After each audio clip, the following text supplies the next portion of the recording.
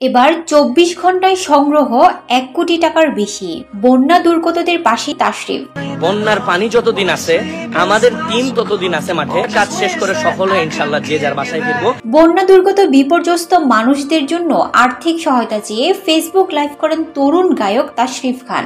সে live মুহূর্তে viral হয়ে যায়। দেশের মানুষের কাছে অনুদান পান ১৬ লাখ টাকা। তারপর তাদের লেনদেনের সীমা শেষ হয়ে যায়। কোনো কুলকিনারা পাচ্ছিল না তাশরিফের দল। পরে গতকাল আবারও মানুষের কাছে সহায়তা চেয়ে ফেসবুক লাইভ করেন এবং মুঠোফোনে আর্থিক লেনদেনের নম্বর দিয়ে দেন। সেই নম্বরগুলোতে গত ২৪ ঘন্টায় জমা হয়েছে ১ কোটি টাকার বেশি। ত্রাণের কাজে বিরামহীন ব্যস্ততা, কথা বলা সহ নানা কারণে কিছুটা অসুস্থ হয়ে পড়েন তাশরিফ। তরুণ এই গায়ক বলেন, ভাই আমি কথা বলতে পারছি না, আমার গলায় কিছুটা ব্যথা। ভয়াবহ বন্যার শুরু থেকে ঠিকমতো শরীরের যত্ন নেওয়া হয়নি। এমন অবস্থা ছিল যে অনুদান দেওয়া শেষ হলে যেখানে রাত সেখানেই কাজ। ২-৩ ঘন্টা ঘুমিয়ে আবারও শুরু হতো বন্যায় দুর্গত মানুষের বিপদে ছুটে চলা। তিনি বলেন, আমরা কোনো কুলকিনারা পাচ্ছিলাম না।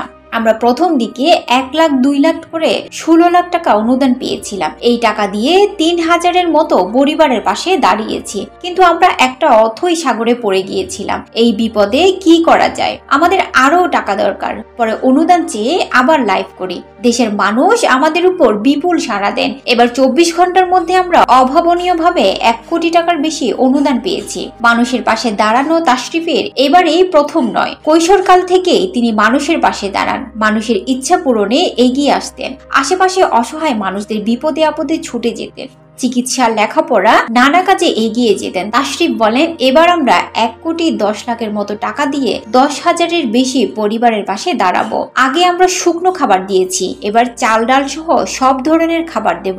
আগামী ৪ দিন ধরে চলবে আমাদের এই সহায়তা। প্রতিদিন ২৫০০ পরিবারের পাশে থাকবো।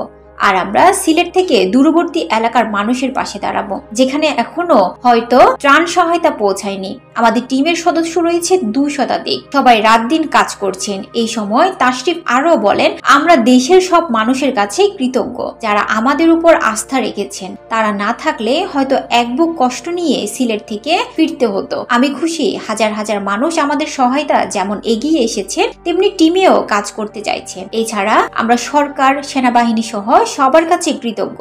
মানুষের পাশে দাঁড়ানোর কার্যক্রম চলমান থাকবে। তরুণ এই গায়ক ২০১৭ সাল থেকে নিয়মিত মৌলিক গান করেছেন। তার প্রকাশিত গানের সংখ্যা ৯০টির মতো।